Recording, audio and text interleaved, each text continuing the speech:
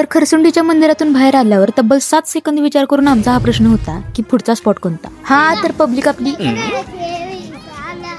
Public आपली family trip फक्त खरसुंडी पुरती मर्यादित नसून त्या व्यतिरिक्त पण आपण 2 ठिकाणी जाणार आहोत. आणि तुम्ही जर फॅमिली ट्रिपचा व्लॉग बघितला नसेल तर पेजला जाऊन एकदा नक्की चेक करा. बाकी मी गाडीचा दरवाजा नीट लावलाय त्याबद्दल जरा.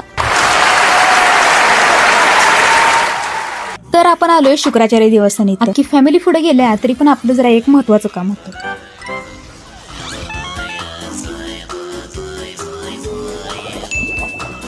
आता ट्रायपॉड हाय नाही तेवढा एक्सटेंड करून मला तुम्हाला हा व्ह्यू दाखवायचाच होता. यांना कंपनी द्यायला वर जाऊन बसूया म्हणलं तर मी गेल्या पुढे हे कपल बघून मला कळालं आजच्या पिढीला हे प्रेम भेटणं जरा अवघडच आहे.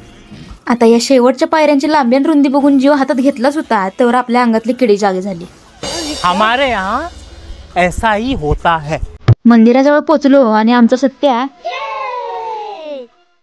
शुक्राचार्य देवस्थान सांगली जिल्ह्यात खानापूर तालुक्यातील एक प्रसिद्ध मंदिर. हे ठिकाण शुक्राचार्य ज्यांना सुखदेव किंवा सुखमुनी म्हणून देखील ओळखतात यांच्या तपस्येचं ठिकाण म्हणून देखील हे प्रसिद्ध आहे. जवळपास 350 वर्ष आधी पेशवाई काळात श्रीमंत राघोबा पेशवा यांनी या मंदिराची मरम्मत अर्थात दुरुस्ती केली आणि या मंदिराला जिवंत जरा असं म्हणून देखील ओळखलं.